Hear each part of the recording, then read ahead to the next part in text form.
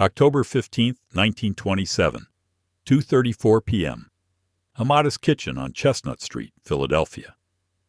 Emma Kohler, 54, sat at her worn wooden table, hands trembling slightly as she stared at the papers spread before her. Across from her sat Robert Davidson, 26, a National Citibank salesman in a suit that cost more than Emma spent on groceries in 3 months. His shoes gleamed. His tie was silk. His smile was practiced. 6 months earlier, Emma's husband Thomas had collapsed at his printing shop. Heart attack, dead before the ambulance arrived. After 32 years of marriage, Emma was alone with a paid-off house and $15,000 in life insurance. It was everything she had. What Emma didn't know, what Davidson himself might not have known, was that 3 miles away in National Citibank's headquarters sat a filing cabinet containing investigator reports on Peruvian government bonds. Reports marked high risk and do not proceed. Reports warning these securities were nearly worthless. But Charles Mitchell, president of National Citibank, had quotas to meet. His salesmen were expected to move $50,000 in securities monthly. And widows like Emma Kohler, sitting on life insurance payouts, were the easiest targets. This is the story of how America's most respected bank deliberately sold worthless securities to thousands of ordinary people. How they made millions while destroying lives. How one widow's signature became her death sentence. It started with trust. It ended with Emma dying in a charity hospital, weighing 87 pounds, with $43 to her name. Charles Mitchell died comfortable in 1955, worth $3.5 million. He never apologized, never acknowledged Emma's existence. This is American banking. Davidson had been watching Emma Street for weeks. He knew which houses had recently held funerals. It was part of his training at National Citibank. Identify the vulnerable, the recently widowed, the elderly sitting on money they didn't know how to protect. Mrs. Kohler, I want to be honest with you, Davidson said, leaning forward with practiced sympathy. Your husband worked hard for this money. You deserve to make it work for you now. Emma had avoided banks since Thomas died. The funeral expenses, the probate attorney, the small debts. It felt overwhelming. She'd deposited the $15,000 in her savings bank and tried not to think about it. But Davidson had done his homework. He'd obtained the probate records from the courthouse. Public information. He knew exactly how much Emma had and that she was living alone on a $45 monthly widow's pension. Your savings bank is paying you what, 3% interest? Davidson asked. Emma nodded. $112.50 per quarter. It had seemed like a lot. That's $450 a year, Davidson continued. Now what if I told you that you could earn 7% on that same money? Completely safe, backed by a government. Emma's eyes widened. 7% of $15,000 was $1,050 per year, almost $90 per month. Combined with her pension, she'd have $135 monthly, enough to live comfortably, enough to help her daughter, enough to stop worrying about property taxes. What's the catch? Emma asked. She wasn't naive. Her father had lost money on railroad bonds in the Panic of 1893. No catch, Mrs. Kohler. These are Peruvian government bonds, issued by the Republic of Peru, backed by the full faith and credit of their government. Davidson slid a glossy brochure across the table. The cover showed a gleaming white building in Lima against a blue sky. Inside were charts showing Peru's economic growth, photographs of new roads and schools, testimonials from satisfied investors.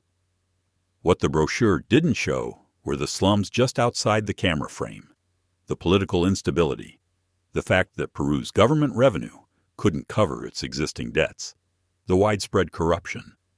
All of this was in those suppressed reports at National Citibank headquarters, reports that Charles Mitchell had ordered buried. Emma hesitated. $15,000 was everything, if something went wrong. Mrs. Kohler, I understand your concern, Davidson said. The training manual had an entire section on overcoming widow objections. Let me ask you something. Do you trust the United States government? Of course, Emma said. When you buy a U.S. government bond, you're lending money to our government. They pay you interest. That's what makes it safe, correct? Emma nodded. These Peruvian bonds work exactly the same way. Same principle. Same security. Just a higher interest rate because Peru is a developing nation that needs capital. It sounded so reasonable. Emma wanted to believe it. Mrs. Kohler, let me share something. Davidson lowered his voice as if revealing a secret. I shouldn't tell you this, but I want you to understand how safe this is. My own mother has $8,000 invested in these exact bonds.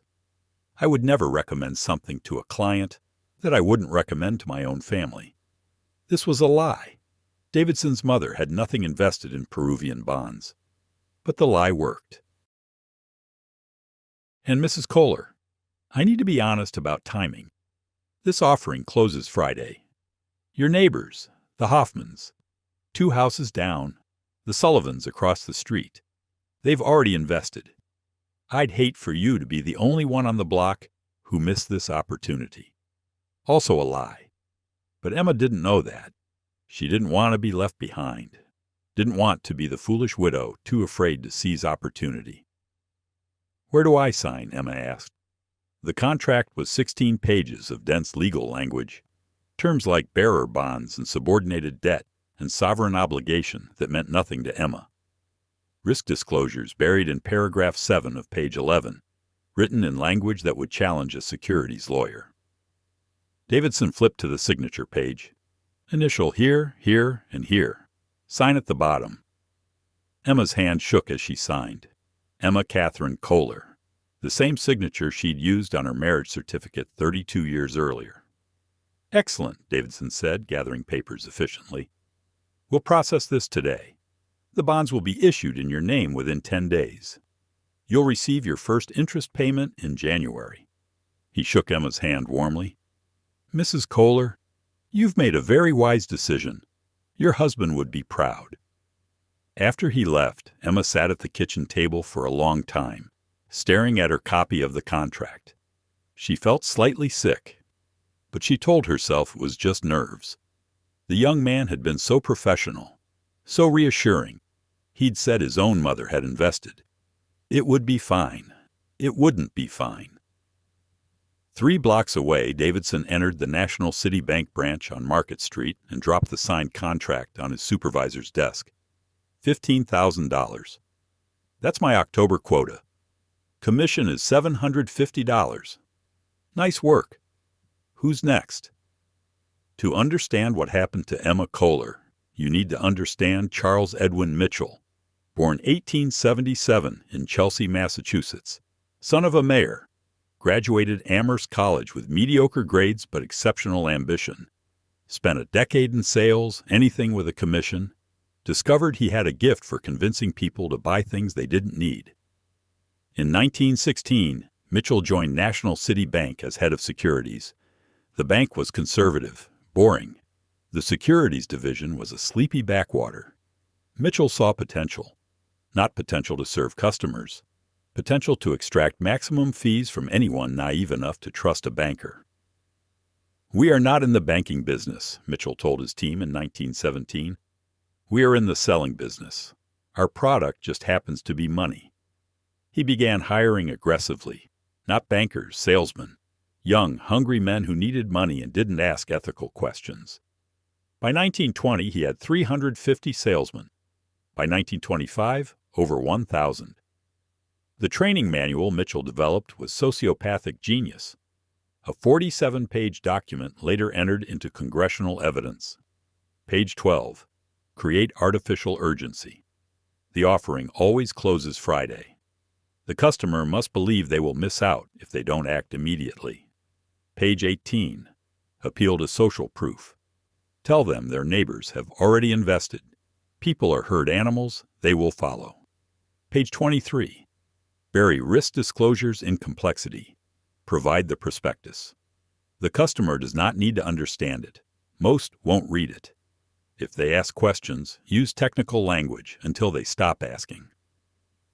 Page 31. Target emotional vulnerabilities. Widows need to protect their husband's legacy. Retirees need guaranteed income. Learn their fears. Sell to the fears. Mitchell instituted a quota system so brutal that salesmen who failed to hit $50,000 monthly were immediately fired. No excuses. No second chances. You will sell these securities, Mitchell told 200 salesmen in 1922, or you will sell your desk back to me for scrap wood. By 1927, when Davidson knocked on Emma's door, National Citibank was selling over $1 billion in securities annually.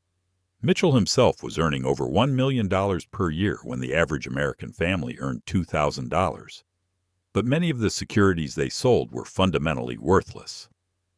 In 1926, Peru approached American banks about issuing $50 million in government bonds. Most banks investigated and passed. Too risky. Peru's economy was unstable. Default was likely. Not Charles Mitchell.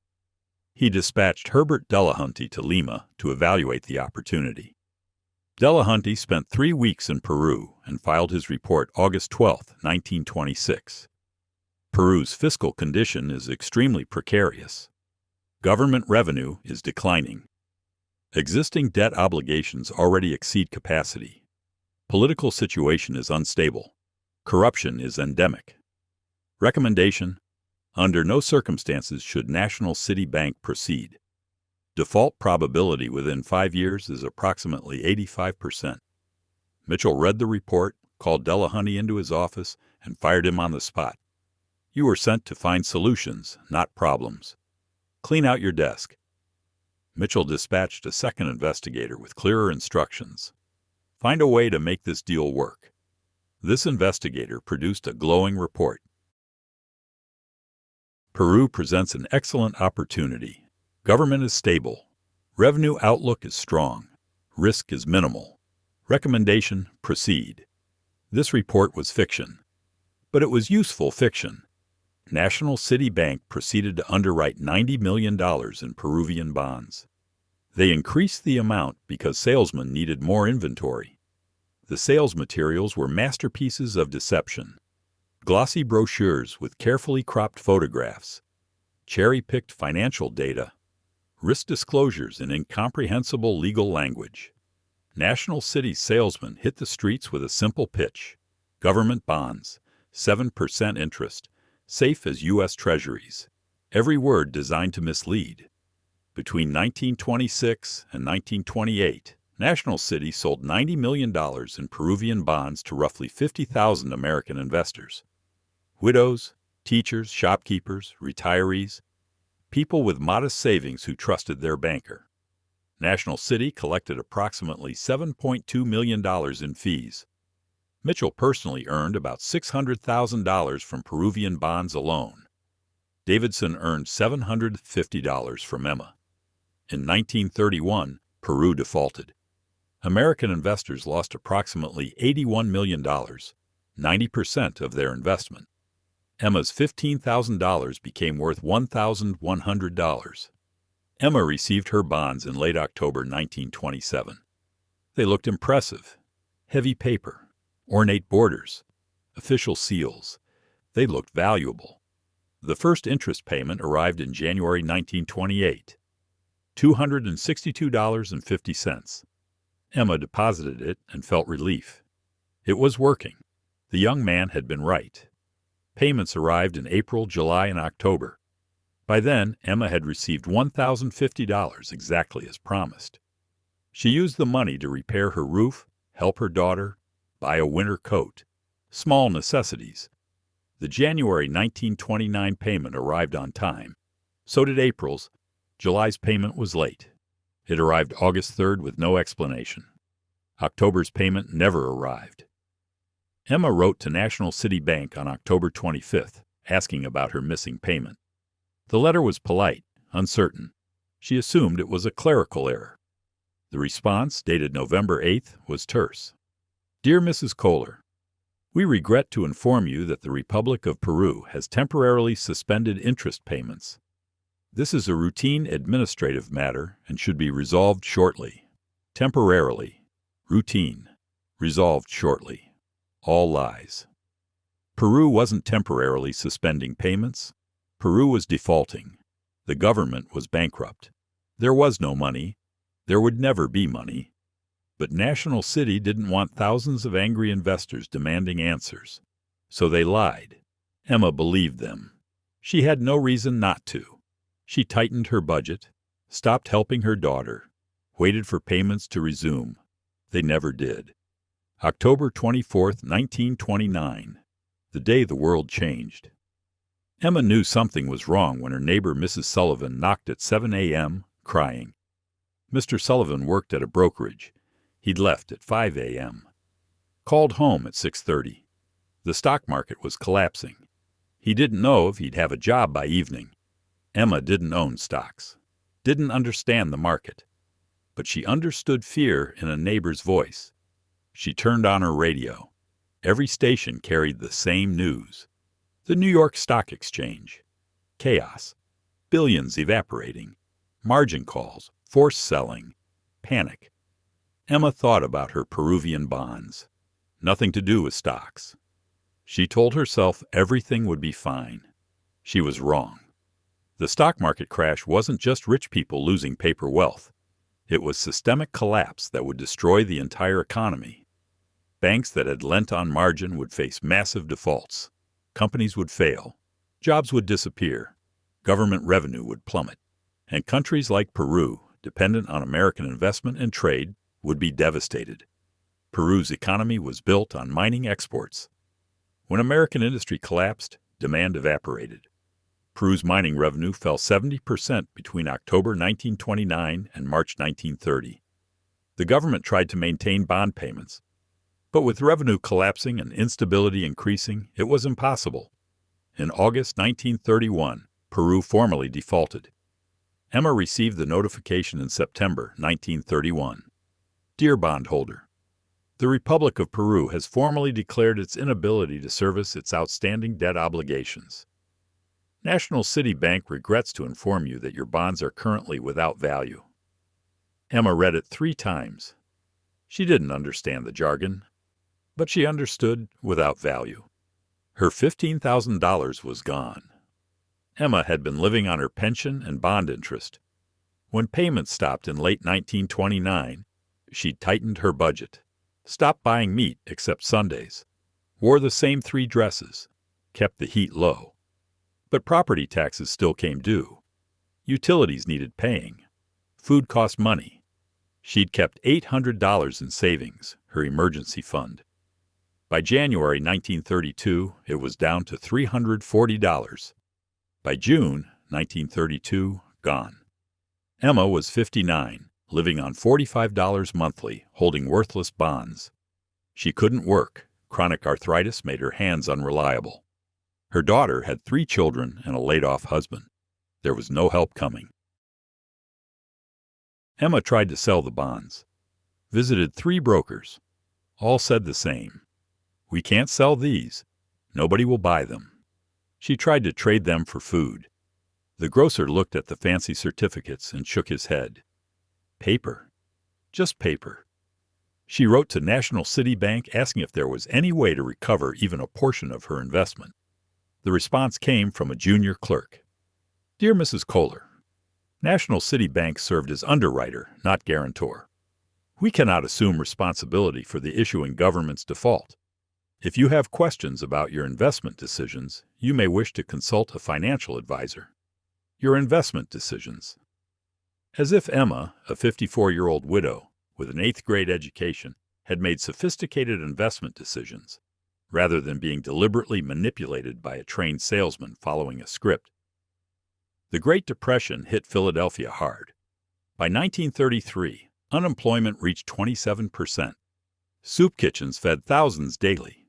Evictions were constant. Emma kept her house because it was paid off. But maintaining it became impossible. The roof leaked. The furnace was failing. Repairs were impossible. She stopped eating meat entirely, then stopped buying fresh vegetables. By 1934, her diet was bread, potatoes, and whatever $45 monthly bought minus utilities and taxes. Her daughter visited when possible, bringing small amounts of food, but her daughter's family was struggling too. Emma lost weight. 120 pounds became 105, then 95. Her clothes hung loosely. Her face became gaunt. Neighbors noticed, but didn't know what to do. Everyone was suffering. In November 1934, Emma collapsed in her kitchen. A neighbor found her. The ambulance took her to Philadelphia General Hospital, the charity hospital for those who couldn't pay. The diagnosis was malnutrition and pneumonia. Her body, weakened by years of inadequate food, couldn't fight infection. Emma spent 3 months in the hospital.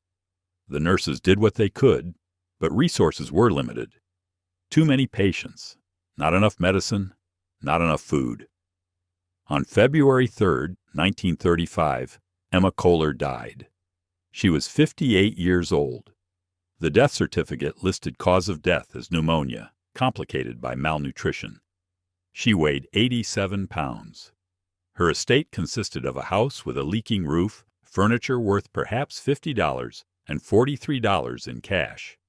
And those Peruvian bonds, still in their formal envelope, still showing $15,000 face value, still worth nothing. By 1933, millions of Americans had lost everything. Unemployment reached 25%. Banks failed by the hundreds. Breadlines stretched around blocks. Shantytowns called Hoovervilles appeared everywhere. The American people wanted answers. They wanted someone to blame. The Senate Committee on Banking and Currency launched an investigation. Chief Counsel Ferdinand Pecora, a former prosecutor who'd built his reputation going after organized crime. He approached financial crime the same way, with contempt for elite immunity and determination to expose truth. Pecora's investigators obtained the suppressed reports. Delahunty's original warning that Peru would default. The fabricated positive report. Internal memos discussing how to hide truth in sales materials. They obtained National City's sales training manuals. The 47-page guide to manipulating customers. The quota systems. The targeting of widows and retirees. And they obtained a list of 50,000 Americans who'd purchased Peruvian bonds. Names, addresses, purchase amounts, losses. Emma Kohler's name was on that list. Purchased $15,000, October 1927. Current value, $0. Status, deceased, February 1935. Charles Mitchell was subpoenaed to testify February 21, 1933. He arrived confident. He was still Charles Mitchell, former president of National Citibank, friend of presidents, one of the most powerful financiers in America. Pecora let him get comfortable, then began methodically destroying him. The questioning about Peruvian bonds came on day 2. Mr. Mitchell, could you confirm that National City underwrote $90 million in Peruvian bonds between 1926 and 1928? Approximately, yes. And internal investigators raised concerns? I don't recall specific reports. Let me refresh your memory. Pecora produced Delahunty's report, read key passages aloud, the warnings, the recommendation against proceeding, the 85% default probability. The gallery murmured. Reporters scribbled. Mr. Mitchell, this investigator explicitly warned against this offering, yet you proceeded. Why? We believed the second assessment was more accurate. The second assessment that contradicted every warning? Investment decisions involve judgment calls. Mr. Mitchell, what happened to Herbert Delahunty, the investigator who wrote the negative report? I don't recall. He was fired the same day you received his report. Isn't that correct? Silence. Personnel decisions are confidential. He was fired for telling you the truth.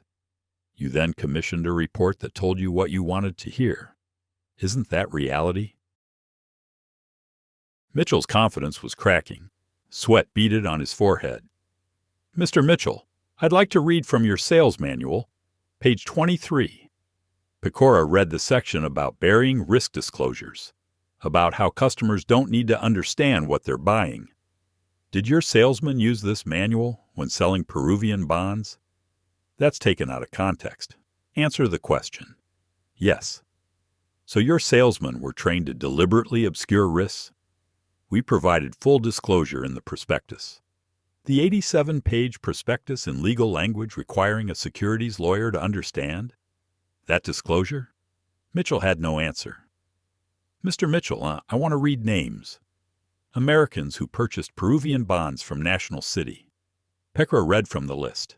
Emma Kohler, Mary Sullivan, Robert Chen, Margaret O'Neill, dozens of names, with each their purchase and current status. Emma Kohler, Philadelphia. Widow, age 54 at purchase. Invested $15,000, her husband's life insurance. Current value, $0. Mrs. Kohler died February 1935 from malnutrition in a charity hospital. The gallery was silent. Pen scratched paper. Mr. Mitchell, did you know your bank's sale of worthless securities to Emma Kohler contributed to her death? That's not fair. She gave your bank everything. Your salesman said it was safe. It wasn't. She died starving. Which part is unfair? Investing involves risk. People must take responsibility for their own decisions. The words hung in the air. The callousness. The complete lack of empathy. Mrs. Kohler didn't make investment decisions. Your trained salesman followed a script to manipulate her. She trusted a banker. That trust killed her. Mitchell had no response. The Pecora hearings destroyed Mitchell's reputation and led to comprehensive financial regulation. The Securities Act of 1933 required registration and disclosure. The Glass-Steagall Act separated commercial from investment banking. The Securities Exchange Act of 1934 created the SEC.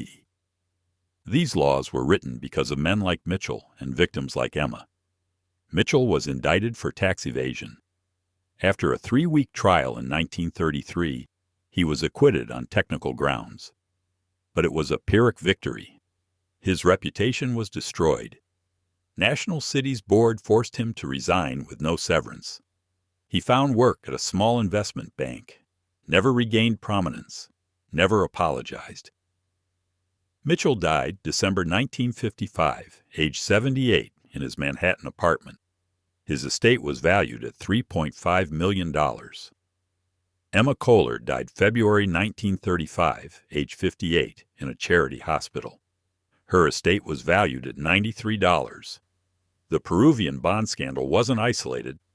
Between 1925 and 1929, National City sold over $650 million in Latin American bonds.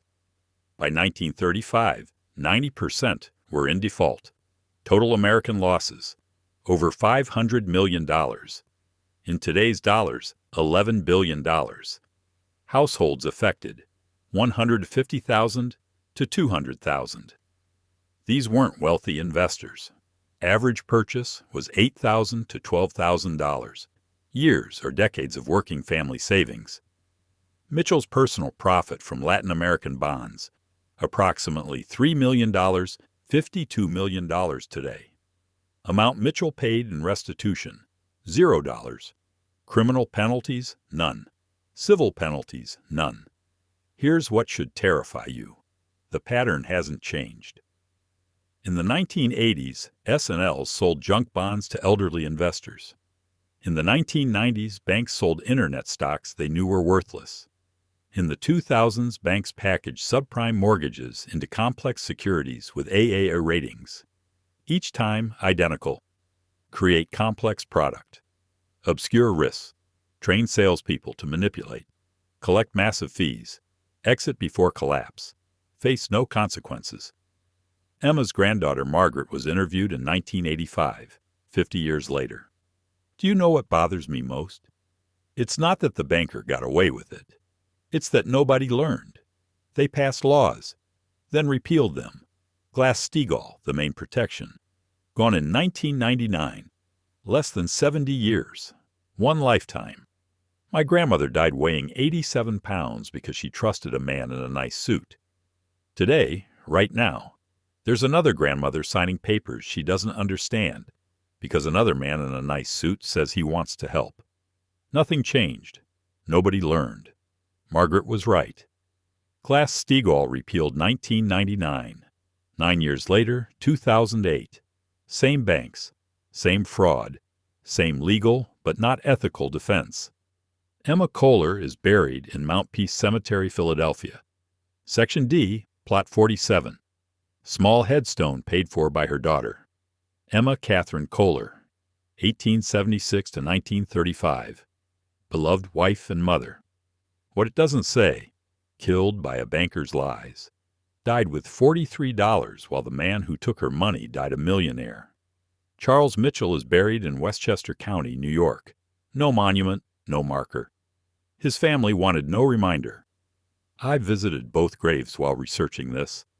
Emma's headstone is weathered but maintained. Someone still leaves flowers, descendants who remember. Mitchell's grave is unmarked. Grass covers it. Nothing distinguishes it. He wanted to be forgotten. He got his wish. But Emma deserves to be remembered. Not as a victim, as a warning. Whatever happened to Robert Davidson, the salesman? Records show he worked for National City until 1931, laid off during cost-cutting. He collected $750 commission for Emma's sale. Davidson was never called to testify, never faced investigation. His name appears in employment records and nowhere else. He disappeared into history. Just another salesman who did what he was trained to do. In 1987, a journalist tracked down a Robert Davidson in Miami, age 86. When asked about National City and Peruvian bonds, the man said, "I don't remember. That was long ago. I don't want to talk about it." Then closed the door. If that was him, he lived to 86. 60 years longer than Emma lived after signing his papers. Did he ever think about her? Probably not. Salesmen don't follow up on 60-year-old commissions. They move to the next sale. That's the system. That's how it works. That's how it's always worked. Emma's daughter kept the Peruvian bonds. After Emma died, after the funeral, after settling the estate, she put those fancy certificates in a box in her attic. They stayed 50 years. In 1985, Emma's granddaughter Margaret found them cleaning out the house. She brought them to an appraiser, wondering if they had value as curiosities. The appraiser examined them. These are worthless as securities. Peru never paid. But as artifacts, maybe $20 each. 3 bonds, so $60. Margaret laughed bitterly. $60. My grandmother died over these. They cost her everything. And they're worth $60 to collectors. She didn't sell them.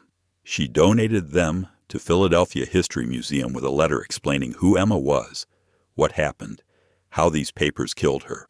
The bonds are still there, occasionally used in Depression exhibits. A footnote, a curiosity. Most visitors walk past without looking. But if you look, really look, you can see Emma's signature on the transfer documents. Emma Catherine Kohler, written in the same careful handwriting from her marriage certificate, from her daughter's birth certificate, from the letter asking about her missing payment.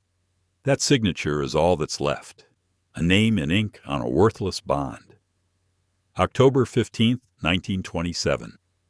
Emma Kohler signed papers she didn't understand because she trusted a banker. February 3, 1935. Emma Kohler died weighing 87 pounds because that trust was misplaced. December 14, 1955. Charles Mitchell died wealthy and comfortable, never having apologized, never having faced consequences. This is not ancient history. This is not unique tragedy. This is the system working exactly as designed. Emma Kohler was not the first destroyed by trusting a banker. She was not the last. She will not be the last. Right now, someone is signing papers they don't understand.